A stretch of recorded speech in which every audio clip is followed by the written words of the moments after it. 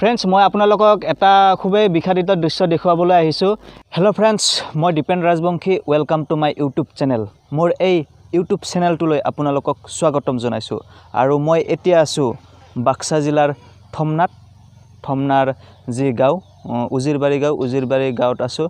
আৰু এইটো গাঁৱলীয়া পথ, আৰু এই পথটোৰ ওচৰতে এটা আছে সমূহীয়া শিৱ মন্দিৰ, আৰু এই মন্দিৰটোৰ ওচৰতে এতিয়া মই আছোঁ। আৰু আজি মই এই গাঁওখনৰ কিছু ভিলেজ ব্লগ ভিডিঅ' বনাই আপোনালোকলৈ আগবঢ়াম বুলি ভাবিছোঁ। গতিকে মই ভিডিঅ'টো আৰম্ভ কৰিবলৈ গৈ আছোঁ। ফ্ৰেণ্ডছ মই আপোনালোকক এটা খুবেই বিখাদিত দৃশ্য দেখুৱাবলৈ আহিছোঁ। এইটো চাওক, এইটো এটা সৰু দং, কিন্তু যেতিয়া বাৰিষা কালত এই দংটোৱে এক ভয়ানক ৰূপ ধাৰণ কৰে।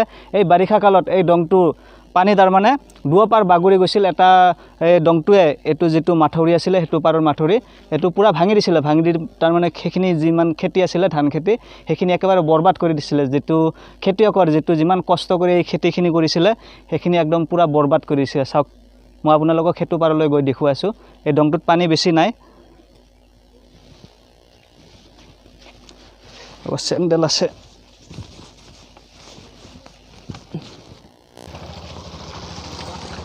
বঢ়িয়া শীতল পানী, চাওক কিমান শীতল পানী।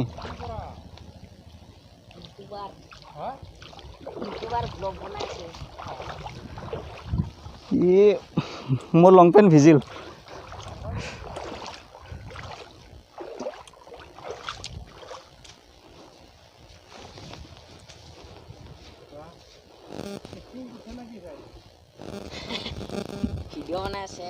চাওক, এইখিনি খেতি পথাৰ আছিলে, প্ৰায় এক বিঘা মানে হ'ব। এইখিনি পূৰা যি বালি মাটি আছে, বালি মাটিৰে উভৈনদী কৰি দিছে এইখিনি। আৰু এইখিনি যি খেতি পথাৰ একেবাৰে ইয়াৰ যি নোহোৱা কৰি দিছে আৰু এইখিনি চাওক। আৰু ইফালে আপোনালোকে যিমান দূৰলৈ চায়, ইফালে কেৱল সেউজীয়া ধাননি পথাৰ, চাবলৈ এটা খুবেই মনোমোহা দৃশ্য। ফ্ৰেণ্ডছ মই ইয়াতে থমনাত আৰু এটা ইউটিউবাৰ লগ পাইছোঁ, আৰু সেই ইউটিউবাৰটোৱে ব্লগ ভিডিঅ' বনায়, ভাল ব্লগ ভিডিঅ' বনায়। তোমাৰ নামটো? নমস্কাৰ, মোৰ নাম শ্ৰী বিশাল দাস। আৰু ইয়াৰ চেনেলৰ যিটো লিংক আছে, লিংকটো মই ডিছক্ৰিপশ্যনত দি দিম। আপোনালোকে ইয়াৰ ভিডিঅ'বোৰ চাব, খুবেই ভাল ব্লগ ভিডিঅ' বনায়, আৰু ইয়াৰ চেনেলটো আপোনালোকে ছাবস্ক্ৰাইব কৰিব।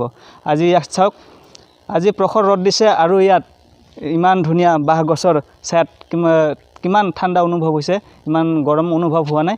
আজি খুবেই ভাল লাগিছে। আজি ইয়াত বিয়াত আমি একেলগে ভিডিঅ' বনাম।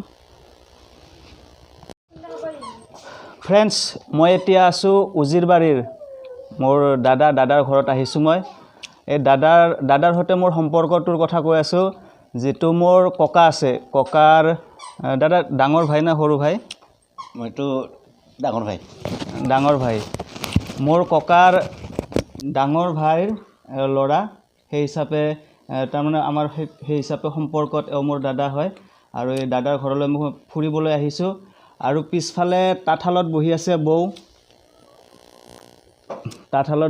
বহি আছে। মই বৌৰ সৈতে অলপ কথা পাতিম।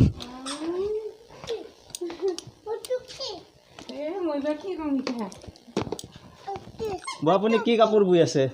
মই মেখেলা চাদৰে বনাই আছোঁ। এইটো মেখেলা চাদৰ? ধুনীয়া লাগিছে। আৰু এতিয়া কেইজনমান লগাইছে ইয়াত? এই 9খানমান লগাইছোঁ। ঠিক আছে।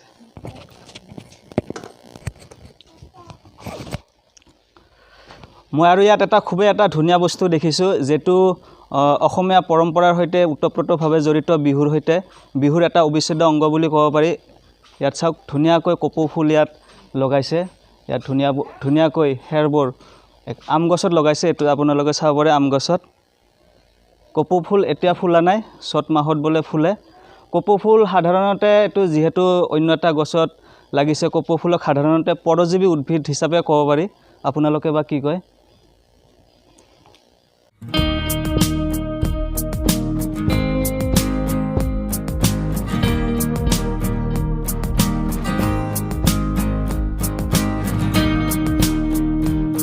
পাপু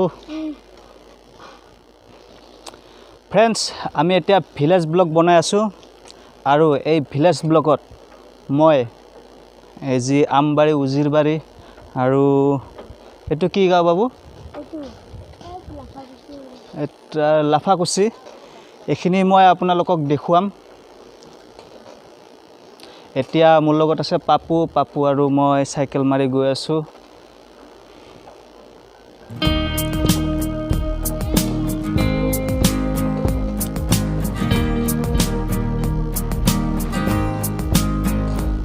সঁচাকৈ খুব শীতল ঠাই ৰাস্তাৰ দুয়োপাৰে ডাঙৰ ডাঙৰ গছ চাওক কিমান ধুনীয়া ছায়া হৈ আছে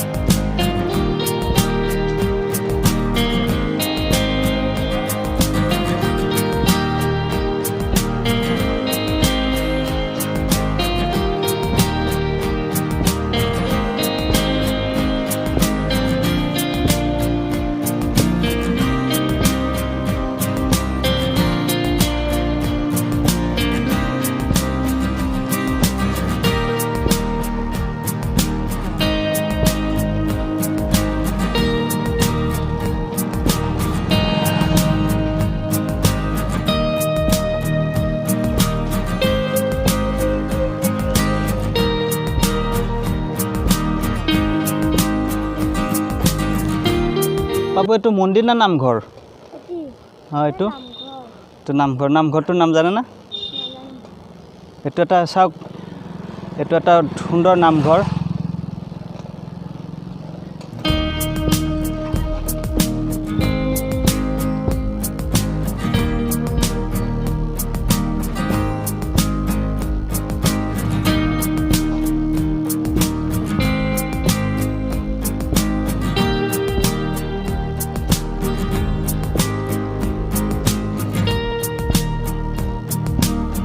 ইয়াতে ক'ত থাকিল আমি মুছলপুৰত গৈছিলোঁ হা নাই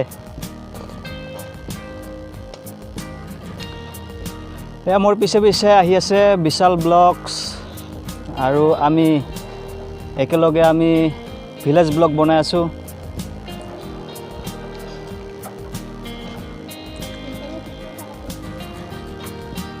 চাকাটো উল্টাকৈ ঘূৰিছে নেকি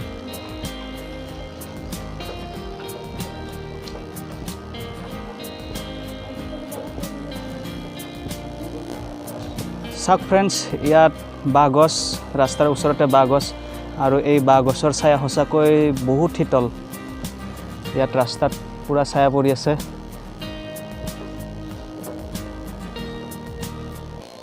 ফ্ৰেণ্ডছ মই বিশাল ব্লগৰ এটা ভিডিঅ' চাইছিলোঁ আৰু এই বিশালে তাতে এটা ভিডিঅ' বনাইছিলে এই বোলে কোনোবা এটা মন্দিৰৰ দেউৰী তুমি কোনটো মন্দিৰৰ দেউৰী এইটো এইফালে আছে সেইফালে আছে নেকি পাৰ হৈ আহিলোঁ সেই মন্দিৰটো এই তাত যে মন্দিৰটো যি পাৰ হৈ আহিলোঁ সেই মন্দিৰটোৰে অলপ চাই আহোঁ নেকি ফ্ৰেণ্ডছ এতিয়া বিশালে যিটো মন্দিৰত পুৰোহিত বা পূজা অৰ্চনা কৰে সেইটো মন্দিৰলৈ গৈ আছোঁ সি আগে আগে গ'ল আমি পিছে পিছে যাই আছোঁ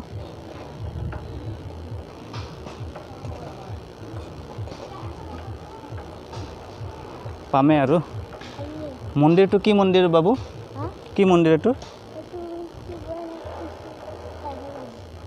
ফ্ৰেণ্ডছ আমি এই মন্দিৰটো আহি পালোঁ বিশালে বোলে এই মন্দিৰটোৰে দেউৰী তুমি এই মন্দিৰটোৰ দেউৰী হয় তুমি কেতিয়াৰ পৰা দেউৰী হৈ আছা তো এইটো বছৰ লৈছোঁ মই এনে ইয়াত তুমি কি কি কৰা ঠগি হ'লে ঠগি দিওঁ ইয়াত আৰু ৰাতিপুৱা গধূলি চাকি বন্তি জ্বলোৱা না আৰু এইটো কি মন্দিৰ হয় কৃষ্ণ মন্দিৰ সঁচাকৈ এটা খুবেই ভাল লগা কথা বিকাশ নহয় বিশাল ইয়াৰ বয়সটো এতিয়া ইমান হোৱা নাই তোমাৰ বয়স কিমান 13 13 আৰু তুমি কিমানত পঢ়ি আছা 7 7ত সঁচাকৈ এতিয়া ইয়াৰ বছৰ 13 বছৰ আৰু 7ত পঢ়ি আছে আৰু এই মন্দিৰটোৰ পুৰোহিত দেউৰী হোৱাৰ লগতে সমান্তৰালকৈ ধুনীয়া ধুনীয়া ব্লগ ভিডিঅ' বনায় সঁচাকৈ এইটো এটা খুবেই ভাল কথা এটা খুব ভাল সংস্কাৰ গতিকে কি ক'ম আৰু এটা খুবেই ভাল কথা আৰু ফ্ৰেণ্ডছ এতিয়া আমি আমবাৰীত গৈ আছোঁ আমবাৰীত মই এটা বস্তু আপোনালোকক দেখুৱাবলৈ গৈ আছোঁ বলক মোৰ পিছে পিছে বিশাল বলক আহি আছে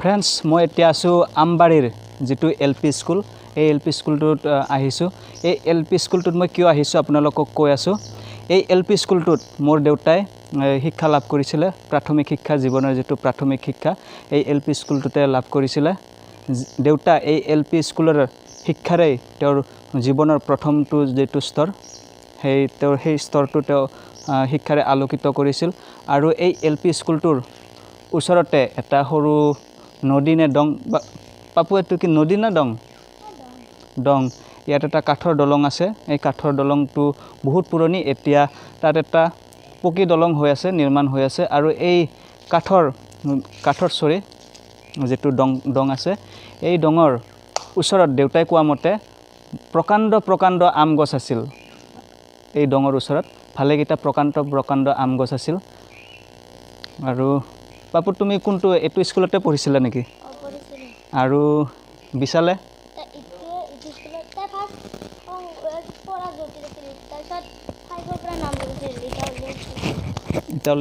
ইটালৈ গেছি তুমি কিমানত পঢ়া এতিয়া 6ত LP ইয়াতে পঢ়িছা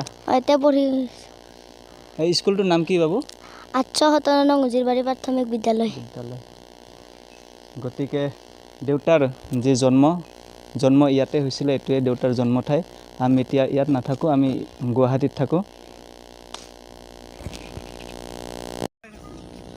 ইয়াতে ৰাস্তাৰ ওচৰত এটা বম ডাঙৰ বগৰী গছ আছে আৰু এই বগৰী গছটোত বহুত ফুল লাগি আছে আৰু ইয়াৰ পৰা ফুল পাৰি আছে হাকুটিৰে ফুল পাৰি আছে চাওক বহুত ওপৰত ফুল লাগি আছে আৰু এয়া চাওক মই দুটা ফুল লৈছোঁ মই ঘৰলৈ লৈ যাম দুটা নহয় অসংখ্য আছে বহুত এক মোনা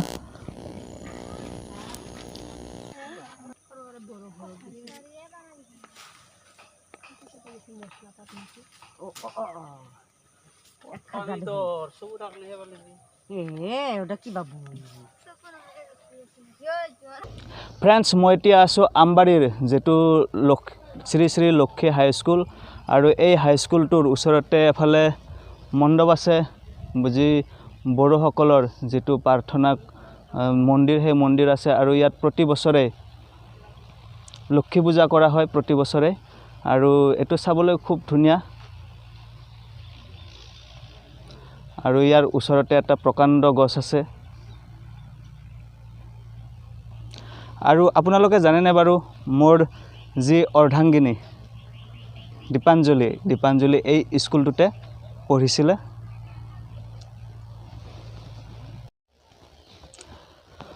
মই এতিয়া আপোনালোকক এটা বস্তু দেখুৱাবলৈ গৈ আছোঁ সেই বস্তুটো হয়তো আপোনালোকৰ বহুতৰে প্ৰিয় আপোনালোকে বহুতে সেই বস্তুটো খাই ভালো পায় আৰু আপোনালোকে সেই বস্তুটো হয়তো সপ্তাহত হয়তো এবাৰ হ'লেও ব্যঞ্জনত সেই বস্তুটো বিচাৰে ময়ো খুব ভাল পাওঁ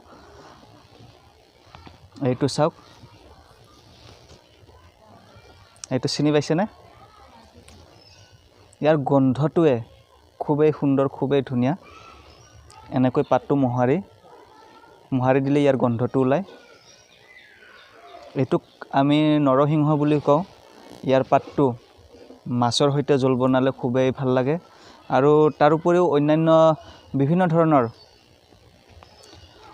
বিভিন্ন ধৰণৰ ব্যঞ্জনো বনাই খাব পাৰি গতিকে এইটো গুৱাহাটীত কি ক'ম আৰু খুবেই অমূল্য যেন লাগে গুৱাহাটীত য'তে ত'তে পাবলৈ নাই আজি মই ঘৰলৈ যাম আৰু সেইকাৰণে ইয়াৰে কিছুমান পাত লৈ যাম বুলি ভাবিছোঁ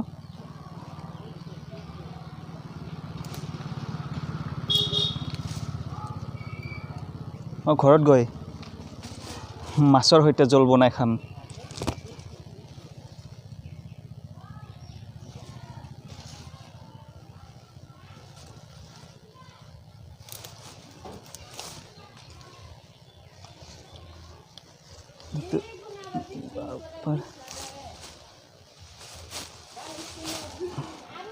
ইমান টাইট ছিঙিবই পৰা নাই, ছিঙিলোঁ।